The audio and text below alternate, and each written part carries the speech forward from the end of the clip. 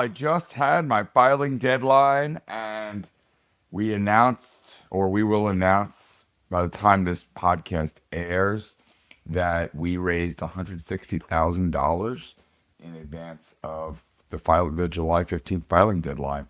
And I am really excited, but really nervous still because there's so much to come and we're just really getting started.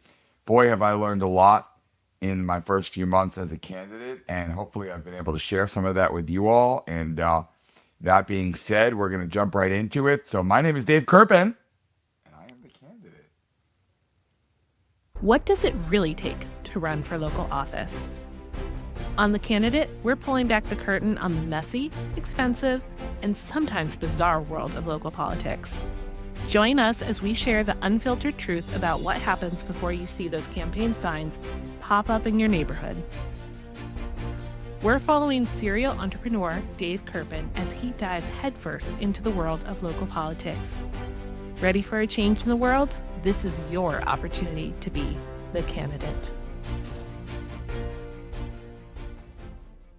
Hi, Jeff. Dave, so good to see you again. You're back. You're back. You've been behind the scenes producing for our guests that we've had this season, and it's been great. But we wanted to bring you back for what will be the final episode of this season as we discuss my first few months and some of the lessons learned over the first few months of my first campaign and my first time as a candidate. And boy, it's been a very, very eye-opening. That's for sure. Yeah, I know when you had spoken with John Kyman. Am I saying his Cayman? Yeah. Sorry, John. You both had talked about how running for elected office is the hardest job that you have ever done. Do you still feel that way? Yeah. I saw John last night actually, and we chatted about that. Yeah, I mean this is writing my first book was the hardest thing in my career until fundraising for my first software startup became the hardest thing in my career. And this is now the hardest thing in my career, and it's I haven't even won yet. I haven't even begun to govern yet. But I love a good challenge, and ultimately, uh, hard things are what make us stronger and better as individuals, right? And the most successful people in life are people that try, despite how hard things are. They don't let fear or perceived challenge get in the way of going forward. So, boy, am I super happy that I'm doing this, even in the face of like tremendous challenge. I'll tell you, I had a great moment and also kind of a moment that exemplifies how hard this is to run against an incumbent yesterday. So since we've had all these guest chats, we haven't updated folks a lot on the actual campaign. But during the summer in North Hempstead, there is this weekly series called Fun Day Monday for seniors at our biggest park, North Hempstead Beach Park. And as we approached the first Fun Day Monday, last Monday, every consultant and candidate and former elected said, you got to go to Fun Day Monday. Everyone goes. It's, where all the campaigning goes for seniors, and seniors are a huge part of the vote. So I went last Monday, and it was freaking awesome, Jess. I danced a lot with seniors and just had such a great time, and it was so fun. Now, I think perhaps I let the current incumbent feel a little threatened because when she came on the microphone, she said she's going to dance a lot next week, and she didn't get her dancing in because she was late. But that wasn't even the start of it, because this past Monday was an Elvis theme. So, naturally doing what I do, I showed up in a full Elvis costume. I was about to say, I think I saw something on social media with you in an Elvis costume. So I was in full Elvis, and again, it was awesome. I mean, the senior ladies loved it. We danced so much and had a great time. And that was all before the Elvis came on. So then the Elvis impersonator they had hired comes on. and I'm just dancing. I'm literally just dancing. And then I see the supervisor, the incumbent, the one I'm running against, walk up to the Elvis and say something privately to the Elvis. And then the Elvis gets up and says, "Well, I got an announcement to make. This is no place for politicking. So if you're here to politic, you don't belong on the dance floor. For instance, if you're dressed up like me and you're here to make a fool out of me, you got no place on the dance floor." And it was so What? weird and awkward, like her being so threatened by me that she had Elvis tell her to basically leave. And but I mean, of course, it backfired because like everyone there was like, "Was that an insult? Were you what was that?" And I was like, "I don't know, but I'm here to dance. I'm not here to politic. I'm here to dance." So I just continued dancing and having fun, and ultimately, like you can't stop me from being me, and she Yeah. can't be me. So the way I walked out of it ultimately was feeling like, okay, it's gonna be a dogfight. But I can take it, and just like this is my first time running, so there's a lot of stuff I don't know. There's a ton of stuff I've learned. Boy, is it harder than I expected it would be. Yes, but I just know, Jess, that I have the charisma and the charm and the leadership and the the energy to outlast any opponent, and certainly this opponent. Like I'm ready. I'm feeling really good, and ready for the fight. I'll tell you what the biggest thing, we've talked about it before, but it's just a reality. Fundraising is just by far the biggest part of this, and I didn't anticipate A, that it would be the biggest part of running, and B, that it would be so important. I don't know if I mentioned this on the show before, but like basically all of the people that interviewed me to potentially endorse me, like, were waiting for the filing deadline to announce their endorsements. They want to endorse the person that's raised the most money, because the person that's raised the most money wins 90% of the time. So the reality is, I probably didn't raise the most money. The incumbent probably raised a bunch of money. That's probably going to lead to not getting all the endorsements that I expected and thought I would get, which, it does make things a challenge. But, I'm still here. I'm going to fight till the end. I'm going to keep fundraising and keep doing my thing, and if the one that raises the most money wins 90% of the time, that means the one that doesn't raise the most money wins 10% of the time. And we just saw in New York City, former Governor Cuomo raised way more than Mamdani, and obviously Mamdani won in the mayoral primary. And so there's you never know, but looking back, if I could go back 4 months, 5 months, I would build a better fundraising strategy from the start and make sure that I was going to raise the $1 million like right out of the gate, because I Hmm. just that is the number one factor in politics. It probably shouldn't be, but it is. And so like that lesson, is a tremendous lesson, and like I said, I'm still going for it. So I'm here. But I think, as we talked about offline, Jess, uh, I had to have to focus my time on fundraising and on campaigning, which probably means we're going to take a pause for the candidate podcasts for a bit here, and come back once we've won, and or a little bit later, to talk more, and hopefully we've helped some people, and I remain an open book. Folks can contact me anytime. I'm happy to share lessons that I've learned. Tell you what, another thing, since I've learned so much about fundraising, any any local candidate that listens to this podcast and sends me an outreach, I will give you a small campaign contribution.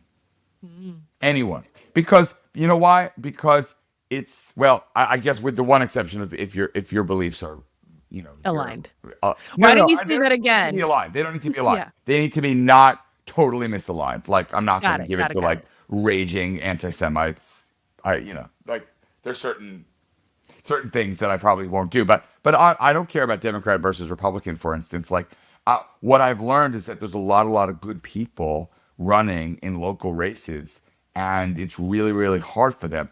I raised $160,000 all the other folks that we've had on, like a lot of the other local candidates, I mean, their filing numbers will show that they raised like less than 10,000. Like it's just really hard for a lot of folks.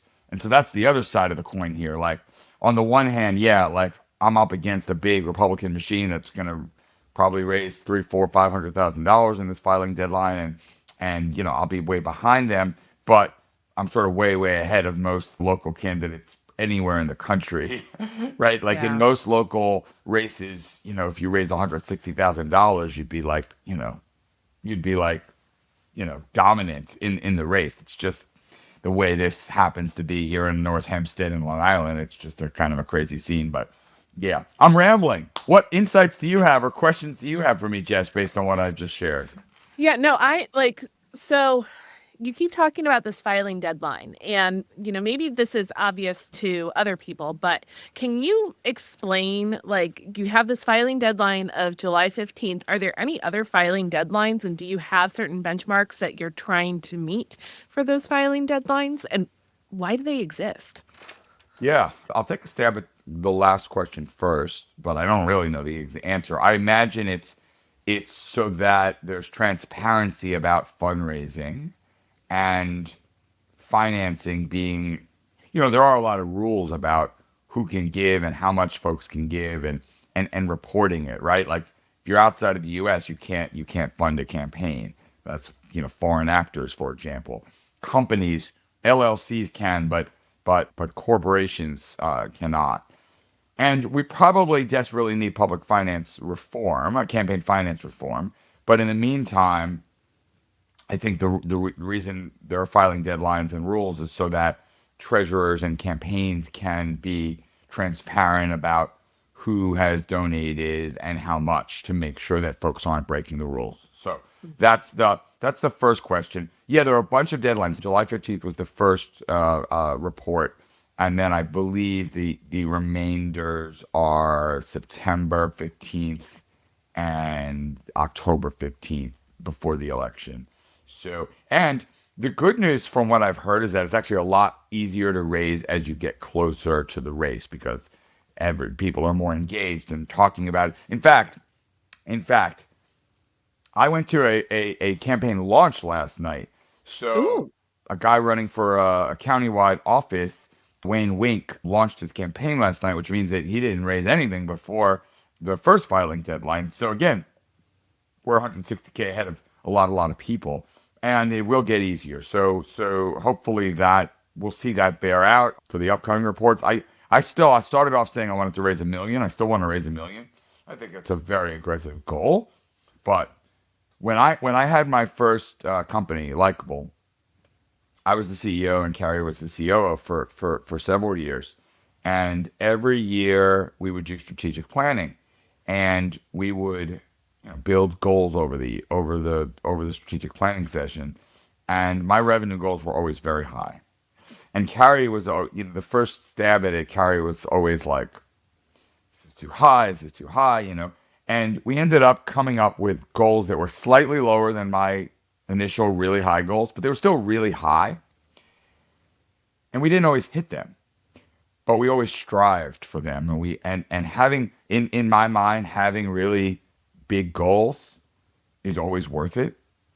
It would be easy to say, hey, our goals are low, and I want to raise 200,000, by the next deadline, and then we'd smash the goals, and we could say we were a big success in hitting our goals. But for what? To me, the more important thing is striving. It's like what's the cliche? The moon, you end up against amongst the Go with the stars. stars. Yeah. It might be the other way around. Which is higher, the moon or the stars? I don't know. I don't know. But yeah, the point is, if you aim for really, really high, you might not hit it, but you'll still get higher than if you aim low. So yeah, we're gonna try to raise $1 million still. I've learned how important it is to call. It's annoying as shit, but like really picking up the phone and calling people is the best way to fundraise. I've learned how it is absolutely essential to do events because people don't like to give without showing up to something. I think I mentioned this before, but I'm super, super excited. We're doing a Dave Kerbin Mets Day on September 17th. We already sold our first 100 tickets, but we got a Fantastic. lot more. Yeah, no, it's fantastic. And if you go to letsgodave.com, you can buy tickets. It's a pretty good deal, $50 for a ticket and a hot dog and a soda.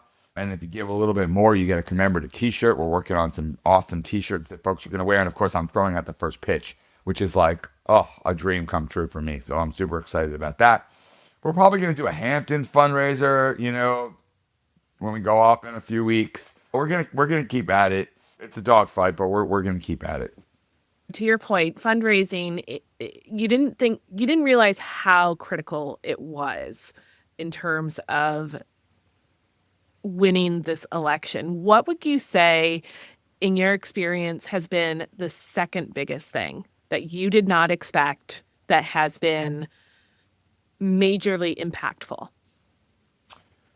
Well, how much stuff there is.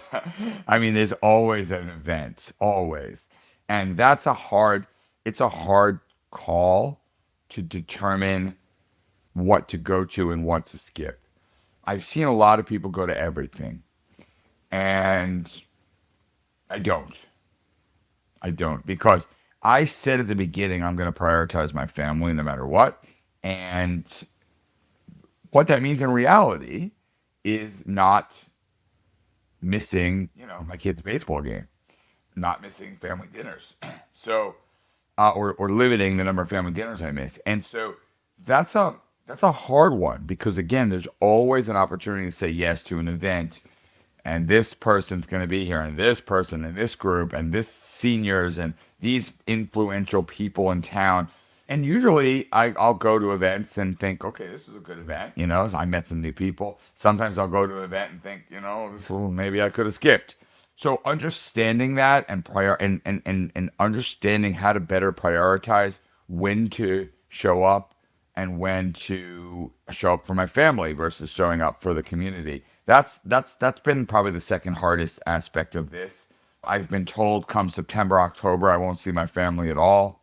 And I've kind of, I mean, that That's won't hard. work. Yeah, that won't Yeah. work. I mean, I'm prepared, and we're prepared as a family to make more sacrifices than we've made in as we get really close to the election. Um, but again, just like if I lose having not raised the most money, I won't have regrets. If I lose having made fewer sacrifices for my family, I won't have regrets. Yeah. I will have regrets if I lose or win and, miss really key milestones for my family, right? If I have regrets here, they're not going to be like the family time that I missed. I just won't do it. That last book that I wrote, Get Over Yourself, before I got into this campaign last year, I researched deathbed regrets research, and nobody ever said they wish that they had worked harder and spent more time away from their family.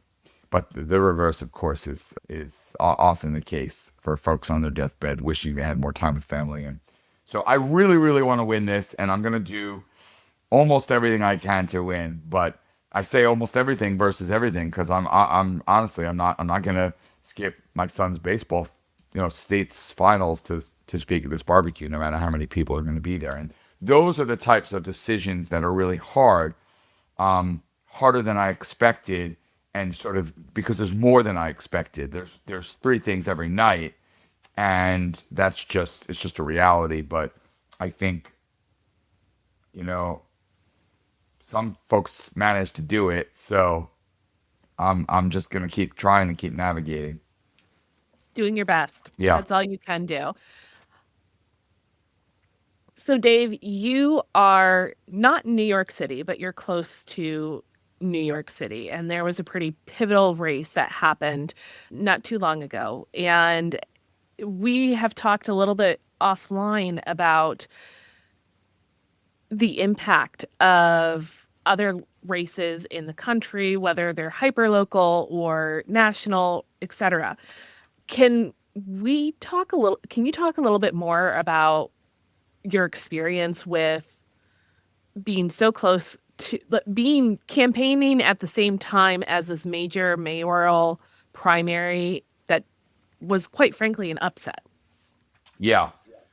Yeah, I mean, I think another thing I've learned in this campaign so far is the how important the macro factors are around the country and around the area outside of my own community. So, for example, with Trump winning a second time and with Trump passing a bill recently that a lot of people were upset about, and with Trump doing just Trump being Trump, and ICE and a lot of the really negative aspects of what's going on nationally, there'll be a there'll likely be an impact locally where more Democrats come out, more folks come out to support Democrats, and I reap the benefits of that.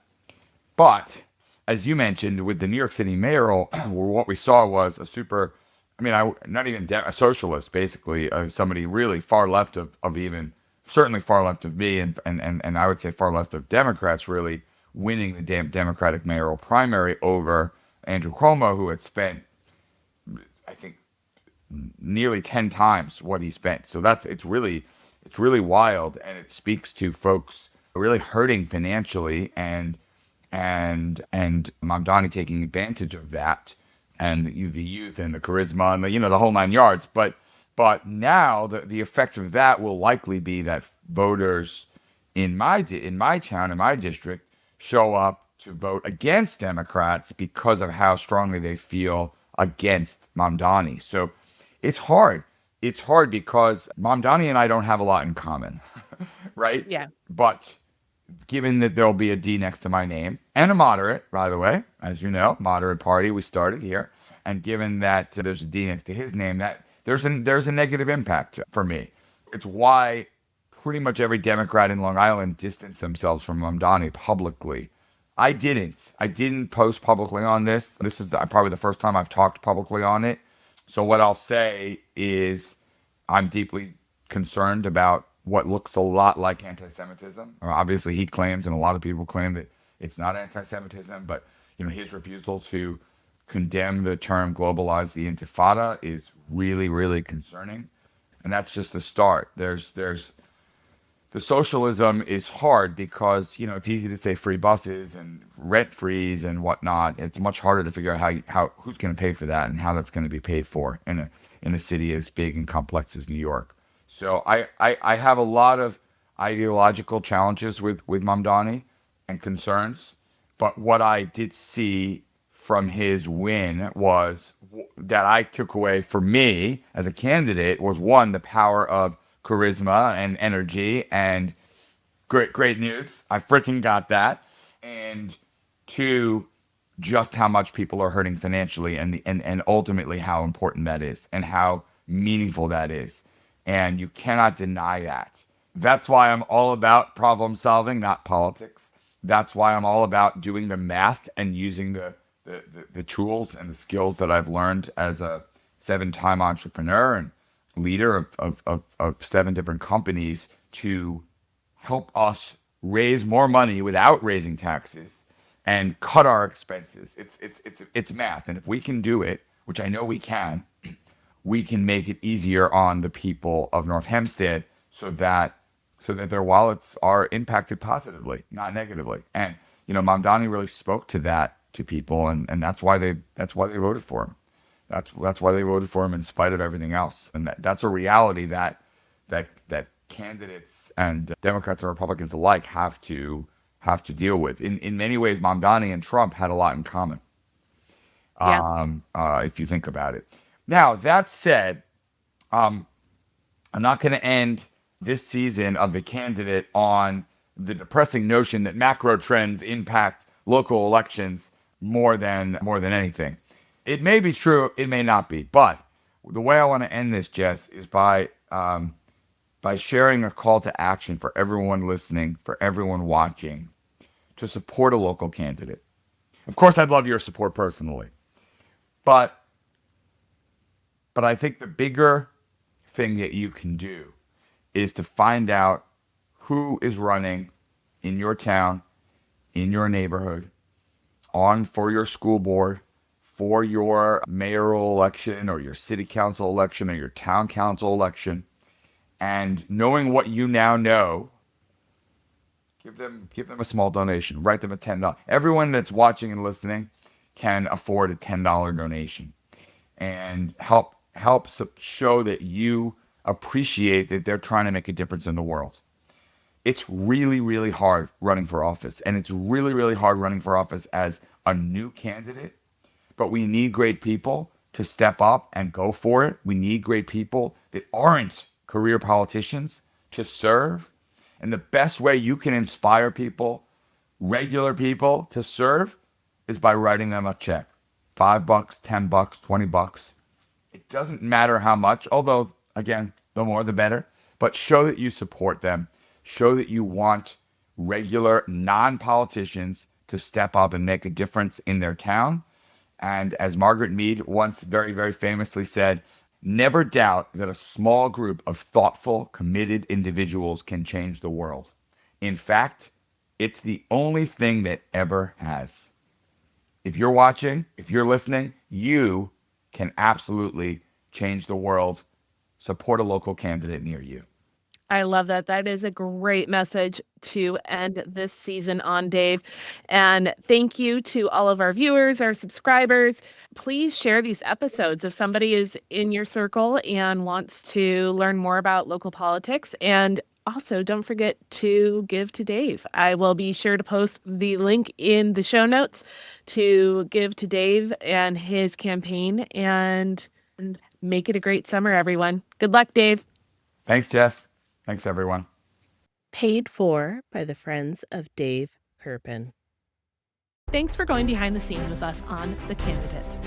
If you enjoyed getting the real story about running for office, take a moment to rate and review us wherever you get your podcasts. Your support means the world to us. See you next time.